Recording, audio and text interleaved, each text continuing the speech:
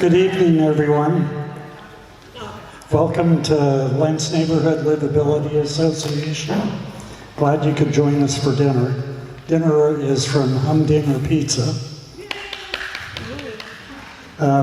Just a few announcements. Every Saturday, our group does a cleanup at West Rock from 8 to 9 o'clock.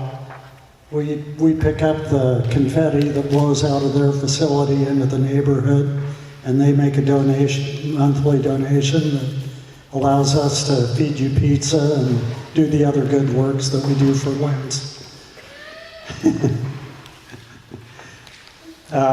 This Sunday, September 17th, is the VFW breakfast. The details are in the agenda. So without further ado, I'll turn it over to our guest speaker, Tenzin from Medicare Insurance Health ACA Benefits. More than I could remember. Thank you. Hi everyone. This is nice. How are we all doing tonight? Good, great. I'm so happy to be here tonight. I want to thank Char and David for inviting me here. It is so lovely to see all these lovely faces here with me. So I know this is not the most exciting way to spend your evening talking about Medicare, but it is an important topic to understand and essential, right? So I want to start off by saying that my name is Tenzin, and I'm with Health Plans in Oregon. We are a local community resource, and we get grants from the state to help people with their Medicare, ACA, Affordable Care Act, as well as Medicaid insurance. So let's start with Medicare. Who understands what Medicare is for you? Anyone here? How many in this room has Medicare though? Yes, so let me just go over the basics of Medicare. Medicare is for folks who are 65 and older or who are on disability for more than 2 years. And now, what does Medicare cover and how much does it cost? So Medicare Part A does not cost you anything if you've worked in the United States for more than 10 years. Medicare Part B costs you, so it's for 2023, they lowered it down to $164.10 every month. That's what Medicare Part B covers, the cost, sorry. Now, if you're paying that, then what does it cover, right? So Medicare Part A and B, they cover 80% of your medical bills. Now, 20% is left up to you to pay. So they take care of 80%, and that's what we call original Medicare, 80-20 ratio. Now, what is Medicare Part C and D? All these letters, right? They're confusing. So Medicare Part D is for prescription drugs.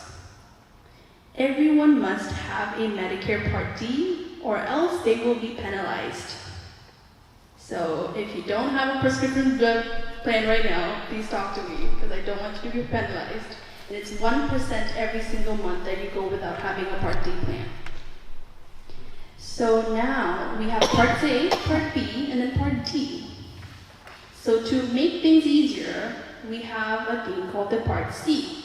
Part C is, so this is the Medicare formula. It's A plus B plus D equals C. I know it makes no sense. So it's A plus B plus D equals C, Medicare Advantage. How many of you have heard about Medicare Advantage? Good. So Medicare Advantage plans they normally don't cost you anything to have, but they cover Medicare Parts A, Part B, plus Part D. And they give you dental, vision, and hearing coverage, which with original Medicare, which is Parts A and B, they don't have that coverage. So you have no dental, vision, hearing if you just stay at Medicare Parts A and B. So if you go on with the Part C plan, it combines Medicare Part A, Part B, and D. It does not cost you anything usually to have it. Plus, it gives you dental, vision, and hearing benefits. Now, in the Portland metro area, there's about 100 different Medicare Part C plans. And which one do you go with, right? So it's confusing. Now there comes the confusing part. So that's where we come in. We help you choose a plan that fits your needs because different plans offer different benefits. One plan could give you $4,000 in dental, while another plan could give you food money, or another would give you $300 in vision benefits.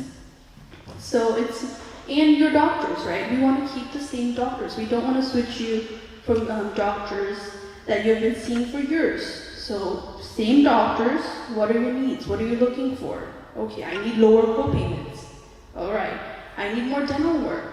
Okay, right? So we listen to you and then we help you find the right plan for your situation with your needs. Now let's talk about people that have Medicare as well as Medicaid. Anyone in here that has both Medicare and Medicaid? No one? So Medicaid, if you don't know, is Oregon Health Plan. Anyone have Oregon Health Plan? Great. So Oregon Health Plan is for folks who are on limited income. Does not matter what age they are. They could be 2 years old or they could be 7 years old. It's solely based on income. So if you're not making that much money a year, you should probably go and apply for Medicaid. So Medicaid covers the Part B premium. It's $164, right? So they help you pay for that. So you don't have to pay for that. As well as all your co-insurances, all your co-payments, Medicaid will help you pay that. On top of that, you get all these additional benefits that you see on your table. Such as, and it doesn't cost you anything to have it, such as $395 every 3 months to buy food. I mean, that could help someone out, right? Or $1,500 in dental. And you keep the same doctors, but you're in a better care coordination, and they take care of you. So if you hit a snag, you call one number instead of calling Medicare, Medicaid, prescription. It's confusing, right? So you just call one number, and they take care of you. Does anyone have any questions? Please, go ahead. You know the income limitation For Medicaid? for the, yeah. So there is about 4 different levels of Medicaid. Now I don't have the exact numbers, but if you're making around $1,500 a month, you should have some sort of Medicaid.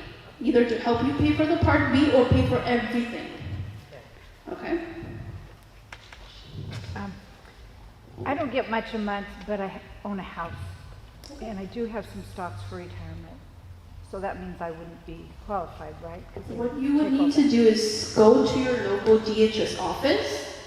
They will be able to sit down with you and get you, if you can qualify for any sort of Medicaid to help you pay for Medicare. So you need to talk with them. And they will determine those numbers. Usually there is a limit for resources. House house is that a House does not count, card? by the way, yeah. Car doesn't count. Yeah. How about if you got AARP? AARP? So AARP is a Part C plan right there. That's a Medicare Advantage plan. Hopefully you're not paying anything for it. Now, if you understand what your benefits are, or if you don't understand it, you can come to me and I can explain it to you so you can maximize your benefits. AARP is a good one. How do you find out what you're paying for? What was that? How do you find out what you're paying for? Well, if you just have Medicare, then $164 is taken out of your Social Security. And you can get that information? Yeah. Yeah. Yeah, please. I just have a question back to that. What's the DHS office? Department of Human Services. What do? They help you apply for Medicaid. Only, that's all they do? Well, they help you with a lot of other stuff like housing, and I know. That's only for if you need something. Right. Any other questions? Please. I have United Healthcare. Good. Yeah. So United. I don't pay anything for that. Great. So United Healthcare and AARP are the same. My wife has Kaiser, Kaiser. and same thing, she doesn't pay anything for that either. Great. So that's probably a Part B, Part C plan. Yeah. But she is most likely paying $164 a month. And that is That's what I pay, taken. yeah. They take it out of the check every month. Yes, correct. I'm glad you mentioned United Health, whatever, care plan.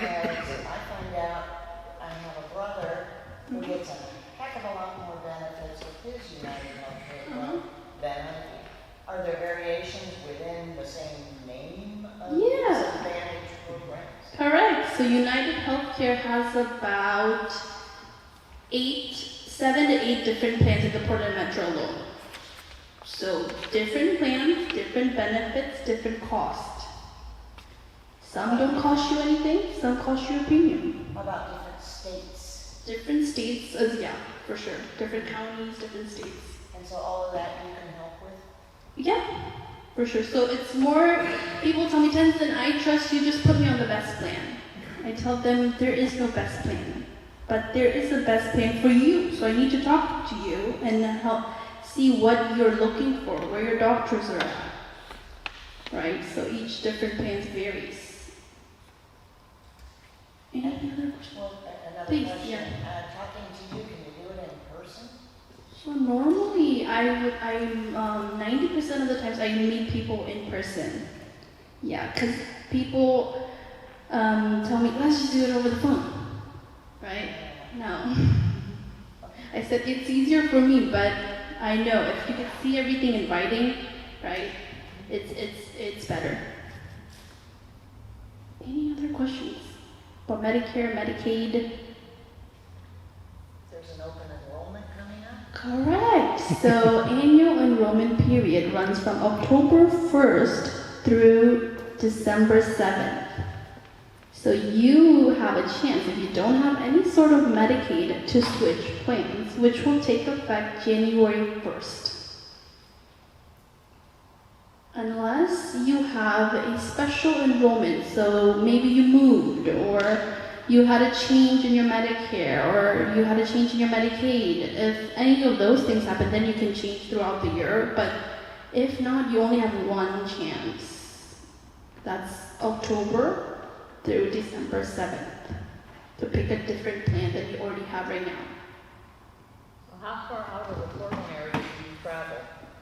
I have been to Jackson County, which is, yeah, so.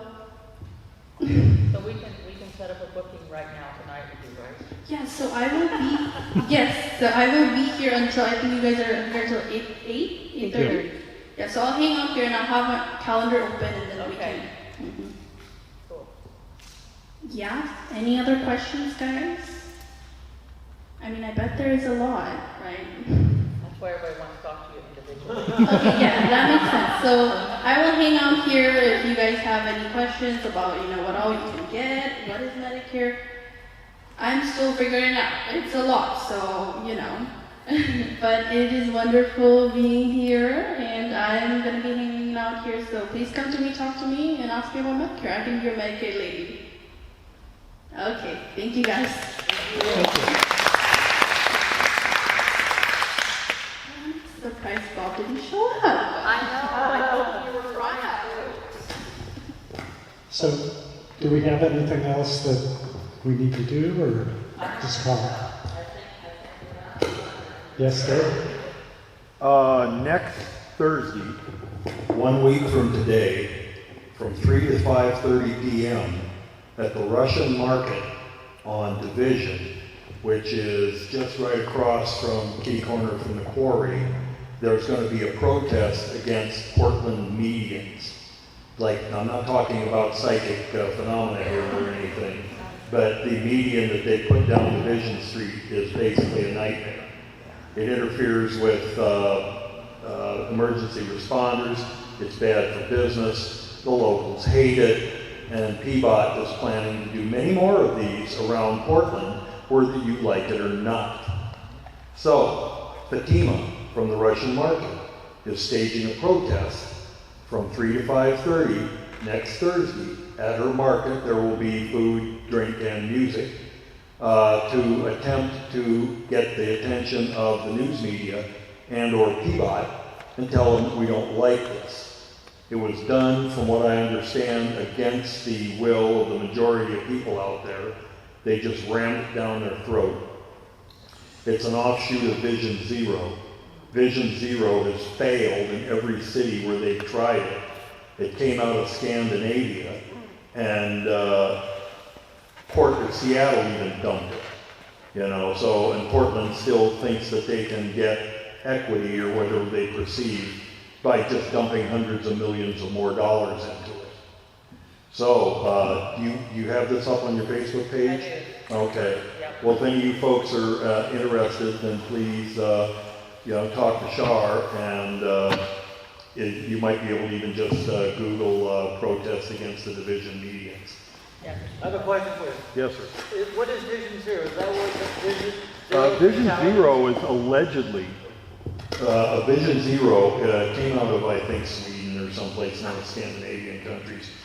It's supposed to be a program where, in my own opinion, by creating bottlenecks, reducing speed limits, putting in chicanes and stuff in the roadway, they reduce vehicle speed and thereby reduce injuries. But what they wind up with in actuality is frustrated, aggressive drivers that are sick and tired of it, that go out and pass and do, things probably that they wouldn't do ordinarily. East Portland used to be very, very driver friendly. And they choked lanes on 102nd. They're doing it on 162nd. And Powell down in Foster, the businesses along Foster have really suffered because of the lane reduction. And this is all in the name of bike lanes and pedestrian lanes that nobody uses. Gleason's another one. Gleason is another one. Holgate, yeah. All the main artilleries, they've gone down in lanes. Yes. So my question is, in the last, let's say, it's 2023, since 2018, whatever maps came in, Daily came in, what have we spent as a city on these changes to east side artilleries? How many millions of dollars? I can't answer that, but I think it would make us all sick. Division alone is close to 100 million. Well, They want Portland. here, I don't need this. And they're not even done yet. Because it came from the federal government grants or matching grants. Well, the division medians was supposed to be the crown jewel of Joanne Hardesty's tenure in charge of Peabody. But I think at this point, the division median is about as popular as she is. Hopefully. Right. Hopefully. But, and another one, they just, Peabody announced day before yesterday that on 72nd Drive through Rose City Golf Course, which goes from the Roseway neighborhood down into Madison North, I'm not sure, they're going to take out the southbound downhill lane and turn that into pedestrian bicycle. And so you can only drive uphill will be the only way to get through there. So not only are they ruining our streets and minimizing our ease of driving, but they're spending millions and millions of dollars. Against our will Yes. to do so. Against, It's yes. insane. It's like tolling. They can And- build another bike lane right to the east side. That's my neighborhood where I grew up. They can build a nice little bike lane That nobody uses. east of that. Well, if you're road. young, you'll use it, but 10 more when you're feet old, wide. you can ride a It bike. wouldn't affect it. Well, the cyclists in Portland say they're afraid of aggressive drivers, transients, and that the bike lanes aren't properly maintained. So bicycle ridership in Portland is actually decreasing annually. I just drove to the Quad Cities, Iowa, Illinois, 2 weeks ago. I went through cities like Omaha, Boise, no problem, right through them. I don't know why Portland has this phobia or fixation that people here drive too fast or drive too recklessly. About 3 years ago, up until about 3 years ago, the media attacked Portland police relentlessly because they said the amount of pedestrian accidents and injuries, fatalities, whatever. Finally, PPB came out in their own defense and said, and literally let the cat out of the bag, that the majority of the pedestrian accidents that were happening were late at night in proximity to areas frequented by transients and or homeless camps. So 3 o'clock they always said that nothing good happens at 3 o'clock in the morning. But when somebody stumbles out into the street and they're intoxicated or having a mental health crisis and they get run down, there's not a heck of a lot a driver can do about it. But it was the evil drivers mowing down the innocent pedestrians. That was the narrative. and forced them, the media has, local media has somewhat recanted that slightly, you know. But it would all be such a better place if we all walked and rode bicycles. Well, that's the bottom line. That's what they're after. Yeah. That's Yeah. exactly They want what to take our they're cars after. away because of climate change. Mm-hmm. That's the bottom line. Yeah, and if anybody in the room is unaware about the tolling situation in Oregon that you mentioned, votebeforetolls.org is a website. We're trying to raise 200,000 signatures by next June is the deadline. How many do we have? Not nearly enough. Really? Oh my God. Well, I heard that they you would- watched that whole thing. The degree, and now I'm going to speak this off the record. I mean, shut the mic off. You know, don't listen, Ted. You know, quiet. But anyway, the degree of apathy that I run into in this city, where people just don't care, don't know, not interested, don't want to be bothered, leave me alone. Yeah. It's incredible. You And know. the tolls are in, and then they're screaming mad because they've got to pay these tolls, they got to slow down, what have you. Then they're mad. Why don't we do things before you're affected? Why don't we fix these problems in this city? Before it Apathy, affects you. the apathy is unbelievable. I mean, I was on the 82nd Avenue Improvement Coalition, 82nd Avenue Steering Committee. They worked hard to get 213 or 82nd transferred from a state highway to Portland jurisdiction. Now Portland's planning on speed limit reductions, bus lanes, all that silly crap, in my own opinion. You know, and if they put this tolling through on 205, the traffic on 82nd is going to be unbelievable. And 92nd. Yeah, the cut through traffic and so on and so forth. But they turn a blind eye to all that. ODOT won't tell us how much it's going to cost the tolling, and they won't tell us how much it's going to cost or what they're going to spend it on. It's just unspecified green projects. But they estimate by similar tolling schemes around the country, from Wilsonville to the Glen Jackson Bridge, during drive time, morning or evening, would be about 15 to 30 bucks one way. Yeah. And they're planning on 2 hours of wages. 205 and I-5 as a test case, then eventually taking it out through the rest of the state. Isn't there? ODOT has said they're not going to build any more major highways in this state. They're going to use behavioral modifications to make people drive less. And that's exactly what they're doing. Well, in my opinion, if the people want a 2-lane road and the people pay 2-lane road taxes, they're fine. If the people want a 10-lane road, they get a 10-lane road. It's not ODOT or the governor's office or PBOT to instruct us how we will live. I say Exactly so. right. But they are.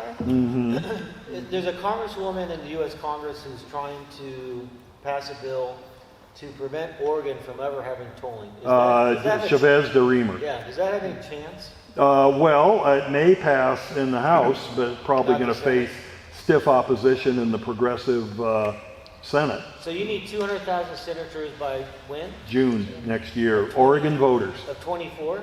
Oh yeah, to get it. And how many do you have? I'm guessing less than 20,000. You got People- things in the store. I went to the Roadster show and Portland swap meet. Some people are passionate and they sign quickly. Other people don't even want to hear about it. One of my favorite replies is, "I don't care. I use Uber." I wasn't telling me Oh my that they didn't even God. know about it. Yeah. A lot of people don't even know. Well, Oh the my media's been all but God. silent on it. Yeah, that's why they don't know anything about it. We just got, what's her name? Can you get on the media, the 4 local stations news, and make the Portland citizens aware? We're gonna trying. have this is what it's gonna cost you unless you sign up and we get 200,000 signatures, it will be here. And you won't be able to get rid of it. We're trying, but, Governor Kotek, excuse me, my former House representative, pushed tolling back until 2026, so it'll be after the next election for obvious reasons. And so after that, I'm sure it'll be back in force. Now, if Chavez de Reamer, after she did that, the media lost interest in us. So we have been flailing and fighting. In a negative way, they lost interest? Well, just dropped it. It's not newsworthy. You know, the media, if it Because bleeds, it's it been leads. pushed back, Yeah. so now Oh, it's not, Kotek, when Kotek. now it's did not Mhm. important news. Nobody wants to cross the governor. You know, Why not? look where we live. You have comment? No, I'm curious, my mouth dropped, when you said how much it could be, the toll fee from Wilsonville over the 205 bridge. How did you get that information? Because That came to everything me I've seen, through Oregon, or before Vote Before Tolls. ODOT, that is what should go out to people, is Right. what these tolls It will depends on what cost, hour of the day. If you how try, much they'll be paying. yeah, if you drive during the peak hours in the morning and the Yeah. peak hours at night, it's charge you $30 a day. That's insane. Yeah. by ODOT's estimation, it will cost the average Oregon driver or family $300 to $500 a month. And if there was some way to get that kind of financial information out to the public before, to get those signatures, that would be helpful. Unfortunately, I don't know how to do that stuff, but, Well, you can Money go, talks. if you go to votebeforetolls.org, uh-huh. you can sign up for an email list, and Monday morning you get one email. They don't spam you. Mondays. And it keeps you in the loop as to what's going on and what we're trying to do. Dan Lacey is good too. Mm-hmm. The Tualatin Valley, whatever. Right, I sent you that, did you get Yeah. that today? I sent you one, a copy, I didn't know if you got it or I not. usually put his podcast on our page because people will listen to things before they'll read them. Mm-hmm. Would it help to go to that meeting? The one that's coming up at, 26th? Does that help if you, do you guys need support at all, or are those?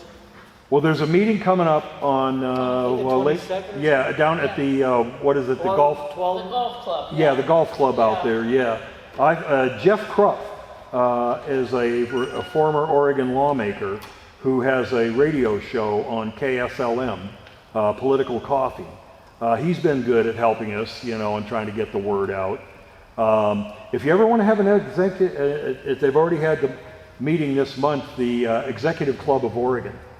Search them on the web or whatever, and they have their meetings at, I think it's Tacho's Restaurant in Yeah, they Oregon do. City Yeah, it's a Tacho's. on the first Wednesday of the month. And it's What are they about? well, it's a fairly conservative group, but they're definitely opposed to tolling. You Well, I know, can remember, excuse me, but I can remember when they had a toll on the interstate bridge. But it was a quarter. right? That's all it cost. And it went away. Tolling is supposed to be to pay for a project. These roads of ours have already been paid for. Oh, 205, I-5, they've been paid for. So we don't, so this tolling is a tax. It's behavioral modification. Oregon is the 8th most expensive state in the country to live in. Oregon has the 3rd highest gas tax. And Property taxes. Mhm. Mine was 7,300 last year, Oh. and it goes up every single Yeah. year. A lot. You guys must live in And I've Madison. never done any major, I mean, my idea of remodeling is painting and Right. general maintenance.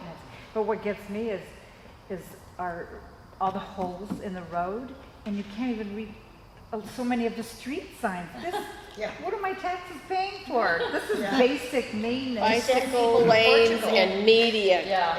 blocks. Yeah. Well, our county commissioner didn't have any problems with spending $86,000 so they could give out crack pipes and foil and whatever. You know, and if they hadn't got called on that, they'd probably already have doubled down on it. That's pure speculation on my Oh, part. they already Well, bought well, them. they've already paid for them, so they're going to get out. Mm-hmm. They're going to Well, be you know, that's distributed. just like, had my tags put on my pickup. Went to DEQ, yeah, no problem, you passed, but you gotta go to DMV and get your truck re-registered. I said, my God, it's an '07, what do you mean re-register my pickup? I go in there, I go up to the window and I said, what is the deal here? Yeah, it's an extra $125. I said, what the hell for? Oh, for this bridge that they're putting over in Oregon City. I said, I don't even drive on the damn thing. Yeah. You know, Oregon is so taxable, they just, every little bit. Right. Well, yeah, user fees, I get that. And my party's been in charge here for a long time, and I'm pretty disgusted with it. But until people stand up or are willing to look at, move outside the box, it's only going to continue to get worse. By your party, is that Democratic Party you're talking about? I'm the elected Democrat in the room. I'm a precinct committee person. Tina Kotek was my House representative for 10 years and never returned one of my emails or phone calls requesting a meeting. And PCPs and elected officials were supposed to work together. Fortunately, I have a pretty good rep with Michael Dembro and my new House rep that replaced Kotek, T. Thon. I'm working to try to, Thon is military, so hopefully there's a shred of pragmatism there. Well, if you're a Democrat, then you take responsibility for all the wonderful policies, regulations. I've been fighting against them for 25 It years. seems like that. I started a motorcyclist caucus in the Democratic Party in 2000. You did what? I started a motorcyclist caucus in the Democratic Party in 2000. That went over like the proverbial fart in church. And I'm in church. Yeah. But yeah, so. Well, this is our activity center. You're safe. Okay. You're safe. So what can a person do? I mean, Make others aware if you can find anybody that gives a damn. Voting helps, being in places like this help. That's the main thing here that I fight, even among guys that are, upcoming motorcyclists in their 20s and 30s. I try to tell them, hey, there are people in Salem that want to see you extinct. They don't care. They're just, I'll stay home and play video games. I don't care. And it's terrible. I mean, I think about 80 years ago, the guys that were fighting World War II, and to have it devolve down to this, where, people don't even care about what's going on in their society.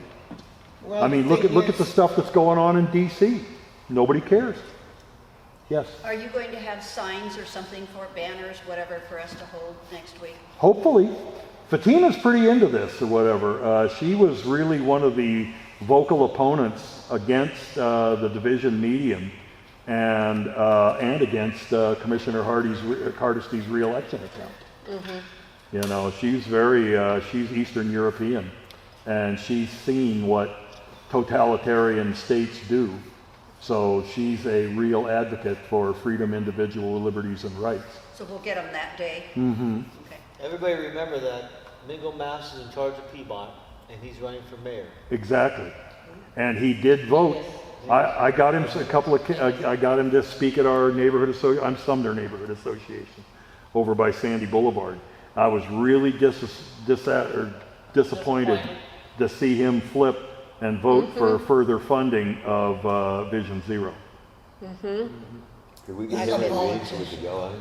I can't get hold of him. I've been very disappointed in him. And he won't return my emails. That's probably why he's afraid to come. Oh, he probably is. But he's running for mayor, so we can tell him how we feel. We're not voting for him. Exactly. But I mean, I don't know what other evil would present itself. That's the trouble. 2 months ago, I went to an open house that Dan Ryan had, and I talked to him about neighborhood livability issues in Sumner. This is probably one of the best illustrations I can come up with. Peabody took out one full block of Northeast 87th Avenue between Emerson and Killingsworth. It was supposed to be a truck turnaround when they put the connector through from Columbia Boulevard onto Killingsworth to ease access to 205. And at the last minute, Portland, this is back in about 2005, decided they were going to go green and turn this into a green space. And they also, Peabody issued an edict that Helensview School, which is on the west side, and Broadway Cab on the east side, were going to be tasked with the maintenance of this strip. They tore out all the pavement, put in sidewalks at each end. Well, Helensview won't. Broadway Cab can't. So it's been just a haven for druggies, trash dumping, prostitution, you name it. Even 2 years ago, the Washington Post sent a reporter to Portland to do a study or a report on homelessness in Portland. Like they don't have enough problems in DC, they gotta come out here, you know. But anyway, the name of this article, if you wanna look it up online, is called The Mansion on Emerson Street. It's the story of a guy named Jeremy Wooldridge who still lives in a horse trailer down at the end of my street. He's got homeless camps both ends, and how he exists in the city. And it tells the story of how Peabody or whoever, homeless services, came in and said, Jeremy, you've got to move. Here's tents, fresh clothes, camping gear, water, food, everything, you got to move. Jeremy moved 100 feet, set up another bivouac. Then the city came in and cleaned out 8,000 pounds of trash that he left behind. Yep. But if you ever get a chance, read that article. What's it called? The Mansion on Emerson Street. He's the neighborhood thief. I live The on, neighborhood thief. I live on Emerson Street, and they're not talking about my humble crib, but they were talking about the tent compound. He had a freaking piano in his compound. There was a boat, you know, whatever. And it's off the hook. I drove by there once, I know what you're talking about. Somebody broke into my friend's stuff. He took it already. And somebody said, Yeah, no, Aaron took it. You want to teach it about? landscape, he has a landscape. That guy down there too, but his name is Jeremy. He and two other guys, I'm saying I can't do that. I gotta cut the other. Yeah, I know you did. But I went to this meeting that Dan Ryan had. I told him about this. I told him about livability issues in the neighborhood. Oh, contact JP here. He's my staffer. He'll do this. We'll get right back to you. This is going to fly. It's going to be good. I spoke with, what's his name, Tommy, who's Wheeler's chief of staff. I'll get right back to you. This is going to happen. Blah, blah, blah. I haven't heard diddly word one out of any of them. Blah, blah, blah. How long ago was that you met? 2 months. It was early mid-July. You've heard nothing? Nothing. Were you in the military? No. The NAM was winding down when I got out of high school 50 years ago. It's so disappointing, the lack of any kind of response urgency by elected officials. It is so disappointing. I'm from Toledo, Cleveland, Detroit. I was back there at Toledo last summer, downtown. They wrote those cities off in the early 80s. Downtown Toledo was cleaner than Portland, and a few years ago they indicted most of the city council for racketeering and influence peddling and whatever, money laundering, and they still do a better job of running Toledo than they do in Portland. And it's 100 years older. Yeah. You know. Yeah, don't get you started. Don't get Tammy started. Oh, hey, and you were talking about AARP. They're pretty far left. They sponsor gun control and a lot of stuff like that, so contribute to it. Check out AMAC, Association of Mature American Citizens. You might want to switch your membership. You do. What is it? AMAC, A-M-A-C. Yeah, you don't want to be AARP. AARP I'll be is, honest, if you're not a leftist, we're not gonna want to listen to you. We don't have enough votes to change that. I know. Oh, I agree, yes. We can't change. Well, I'm definitely out of step in this city or out of place Yeah, or you whatever. are. Are moving here left and right, moderates. Leftists. Portland has got the highest exfiltration rate of any city in the country right now. I think it's even surpassed Seattle. People moving out. People moving out, yeah. That's true. And those are moderates, not leftists, those are all moderates. Right. Well, I listened to Sean Hannity, and he said that if you rent a U-Haul going from San Francisco to Phoenix or to Texas, it's about $4,000. If you rent one there coming back, it's about $400 because you're driving their truck back to where they need it. I mean, people are pouring out of California like mad, you know, because of the same crazy policies that Portland seems to want to emulate. I know. Well, I think I've hogged up enough of your time, so you know where I What's the name of stand. that place again, Dave? It's the Russian Market. No, not that, no, Oh. I know where that is. I'm talking about AMAC. Oh, Association of Mature American Citizens. Okay, I'm gonna put that in here. And you might want to take that down too and see if you can maybe network with them. AMAC, Association of Mature American Citizens. It's an alternative to AARP. They're the gorilla in the room, but AMAC is growing fast. Okay. just to give people an alternative. Yeah, no, I understand. Because I've seen that, you know, AARP, they're anti-motorcycle, they're anti-Second Amendment. They're leftists. Yeah, very, very much. I'm not gonna bring the arms connector that you're talking about. Oh, the, It's the I was gonna hand out opposite. door knobs. I was gonna hand out door knobs. we are too. I told we'd be in town Saturday, so we're gonna go, well, we're On gonna go. Saturday? Well, yeah, because we do West Rock Saturday. So we're gonna do it on Saturday. Are you gonna give it a hard I've got to pick them up tonight. Or clean up. Okay, everyone, People, Dave. Oh, now you're. Danny, please. the meeting is adjourned. Yeah, I'm,